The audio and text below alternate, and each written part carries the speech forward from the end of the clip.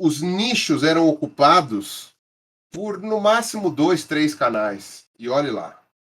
Então, as coisas que eu falava, só eu falava. Sim. Eventualmente era eu, o Yuri e mais uma ou duas. Era raro ter alguém que falasse. De biologia, pelo menos, era muito raro, era pouca gente. Né? Praticamente ninguém do começo do YouTube tinha formação superior. E como eu falei, era todo mundo moleque. Era um pessoal muito novo, né? Salvo Iberê, enfim, algumas exceções. Mas o resto era todo mundo muito novo. Você vê que é um pessoal que é 10, 12 anos mais novo que eu. Não, tem gente que não passou dos 25 ainda e tá naquela geração, praticamente. E aí é que é aquela coisa. Exato. Né? O pessoal começou com 17 anos. Então, isso é uma coisa muito interessante, porque eu falava de um assunto que eu não tô me achando bonzão, não tô falando que eu sou o fodalhão porque eu tenho a porra de um diploma, né? Isso daí, só quem ficou com dor de cotovelo foi o velho. Foi o velho astrólogo lá. O resto, eu nunca dei carteirada, né? Mas o formado em astrologia, né? Né, o rei da quarta série. Mas enfim, agora tirando essa criatura, o resto, eu não estou me achando bonzão, fodalhão, só estou falando que é uma realidade da qual eu vivi e era um assunto que eu tinha como contribuir. Né? E então eu falava de vários assuntos diferentes.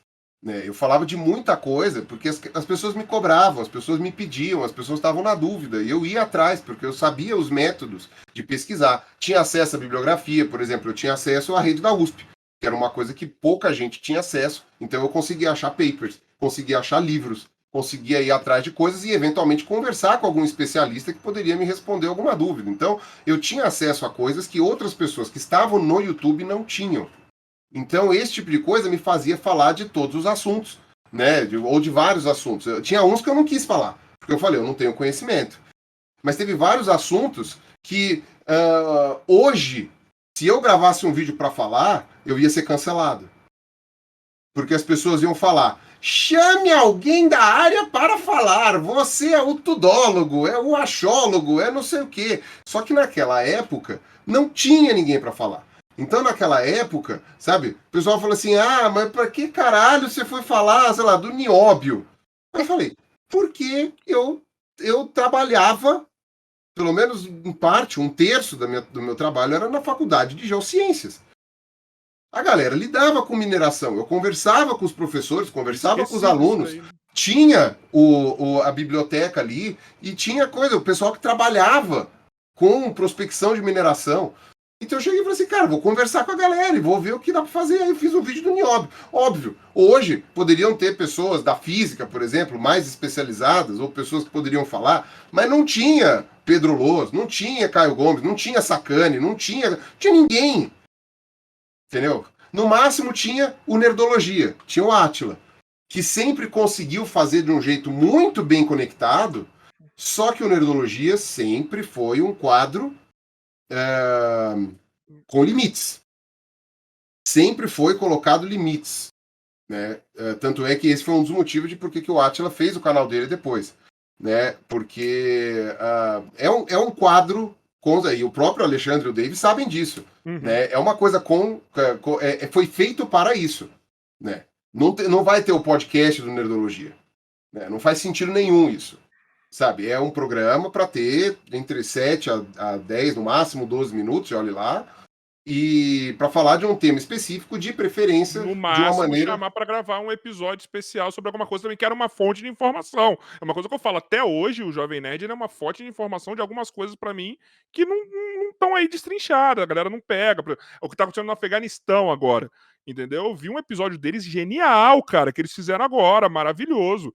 E é isso. E isso é uma coisa legal. Agora, e você vê a diferença da linguagem. E por quê? Porque o Alexandre e o David, que são duas pessoas brilhantes, são duas pessoas geniais, é extraordinário, né, o que os caras conseguiram fazer. Eles têm uma abordagem para o Nerdcast, uma abordagem para o Nerd Office, uma abordagem para o Nerdologia, e eles ocupam nichos diferentes, com linguagens diferentes, em que eles podem falar do mesmo assunto. Se eles forem falar de Afeganistão no Nerdcast, vai ter um jeito. Se eles forem falar de Afeganistão no Nerd Office, que dificilmente vai falar no Nerd Office, mas enfim, se eles forem falar de Afeganistão no Nerdologia, é outra coisa.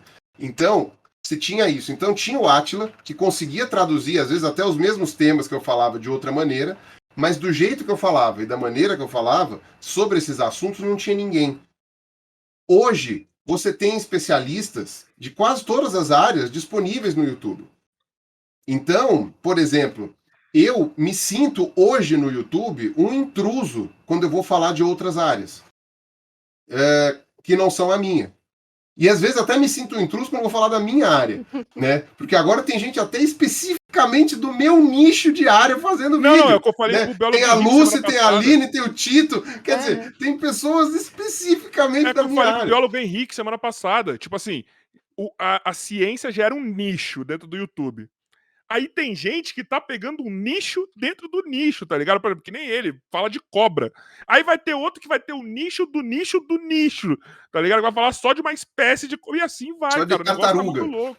Tá muito É, louco.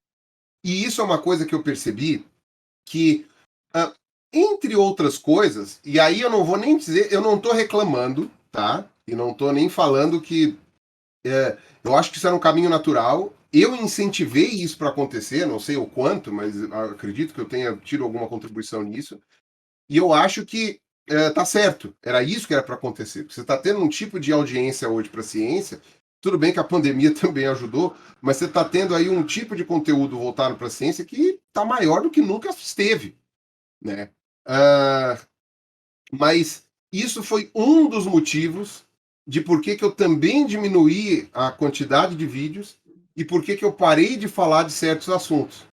Porque agora tem pessoas muito mais especialistas do que eu para ficar falando e tem pessoas muito mais... e eu teria que me aprofundar muito mais nos assuntos para poder falar disso, sendo que tem alguém que vai fazer isso com uma velocidade muito maior do que eu. Então eu faço o quê? Eu compartilho o vídeo da pessoa. Tipo, quer falar disso? Eu compartilho o vídeo da pessoa. E aí eu faço o quê? Deixo de fazer um vídeo pro meu canal. Então, no fim das contas, eu perdi, de alguma maneira, a motivação para fazer certos vídeos. E, novamente, eu não estou reclamando e não estou dizendo que isso é ruim.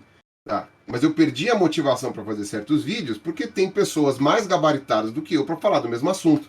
E não adianta. Tem gente que fala, Pirula, eu quero ouvir com você. Eu não quero ouvir com outra pessoa, eu quero ouvir com você. Beleza. Às vezes, eu crio coragem e falo. Vou falar do jeito do Pirula. Cara, é assim, tem 470 pessoas com o chinelo na mão. Pra atacar em mim. Você não sabe nada, você não é especialista. Falei, então tá bom, então eu vou ficar quieto, pau no cu. Você não pode, seu silêncio é ensurdecedor. Eu falei assim, meu amigo, você tem 10 seguidores nesse Twitter, você tem no seu Facebook, você tem 3 amigos e um deles é a tua mãe e o outro é a tua conta fantasma. Muito fácil pra você falar pros outros que o teu silêncio é ensurdecedor.